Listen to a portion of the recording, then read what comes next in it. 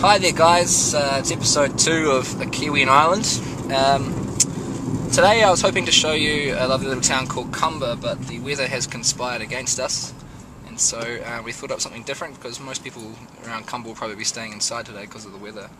So I'm going to take you to a place called Victoria Square, where it showcases sort of typical modern Main Street Northern Irish shopping, and we'll just have a look at the comparisons. We'll just see what it's like and see what the shops are like and see what's different, see what's good, see what's worse. So look forward to it, to see you there.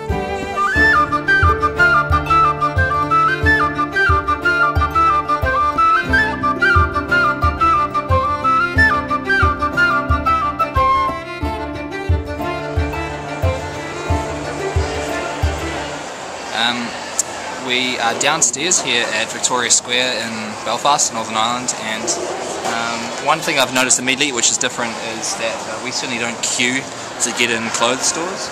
I don't know what this is, whether or not it's like a Chinese restaurant or a Shaolin temple or what, but apparently it's a clothes store called Hollister, where a bunch of try-hard kids who've never seen the ways before go and buy t-shirts and hoodies, and they put them on and they say things like wave riders, but the only wave that they've ever seen has been on the internet, so it's I don't know, it's pretty stupid if you ask me.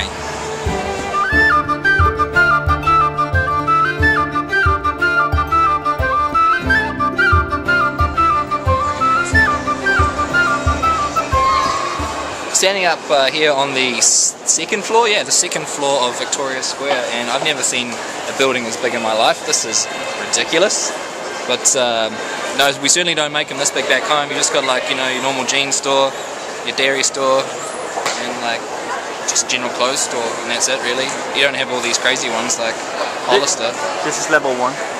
This is level 1. There's more levels. There's more levels. So there you go.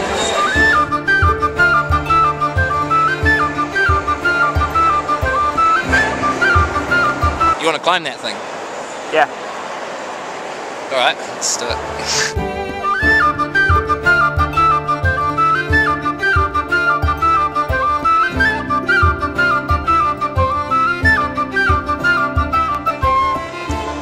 We're standing outside one of Victoria Square's newest attractions, the Odeon Theatre. Inside here, you'll be surprised to know this is actually the largest cinema in the world. It has 150 screens, 100 of which were pure digital, 1080p, and 50 which provide those new 3D movie experiences. We're privileged enough to run into Nuala here, who works for the Odeon, and Nuala, tell me a little bit about your badge. Tell me about your badge. Well, it has my name and my favourite film. So your favourite film is Ferris Bueller's Day Out. Yes. Can you tell me what sort of happens in that movie? Well, it's a fella that is sick, well, he's pretending to be sick, and he bunks off school, goes, collects his friend who is actually sick, and then goes into his school, gets his girlfriend out of school, and then they just go around, where is it, Chicago, and just on a day off. Alright, well, what are they?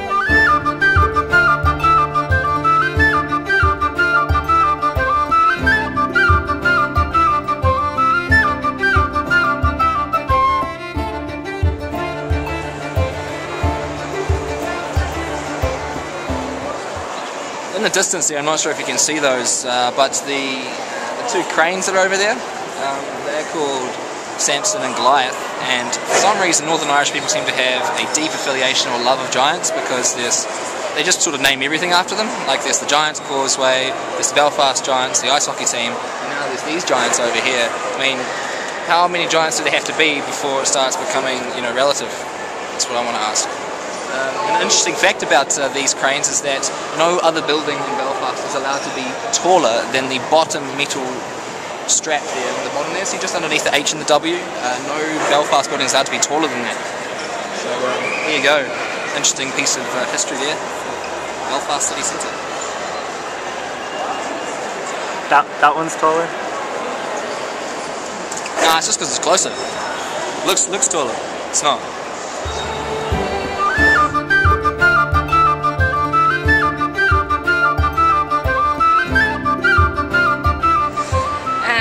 Steal one of their father's cars, the Ferrari, go about in it, and a number of things that I can't.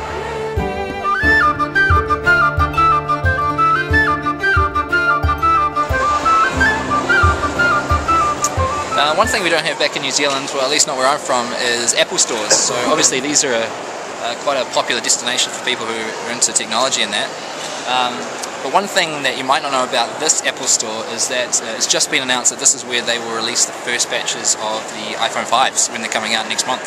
So it's a very prestigious location, and obviously they're very happy to be awarded that honour.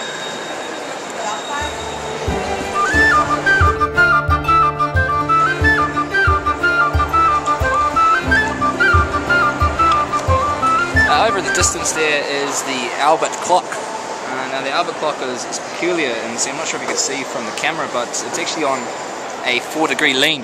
It's been like that ever since it was built by Henry Albert, and rumour has it is that his one leg was half a foot shorter than the other, meaning that when he was stood up straight, his head was on an angle like this, and so hence the tower.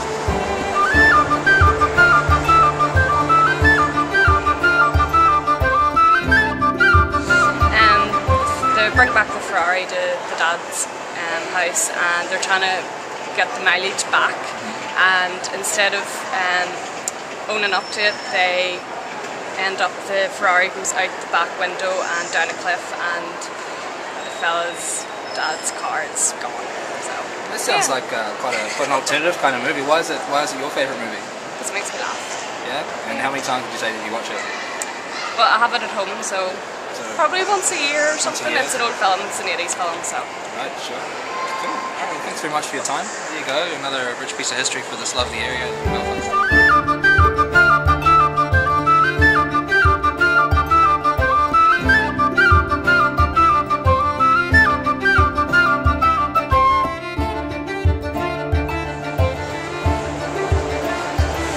We're quite fortunate today coming here on a Sunday, because what you've actually got to see here is Northern Ireland's only legal place where gypsies can sell their goods and their wares from a certain period. So they can only sell them on a Sunday between 1 and 6, and they have to make enough money during the week to support their travelling lifestyle. So, you know, it's a big thing about the gypsies over here. We don't really have so much of them back home, but the gypsies here, they run amok, and so they cause all kinds of problems for the locals.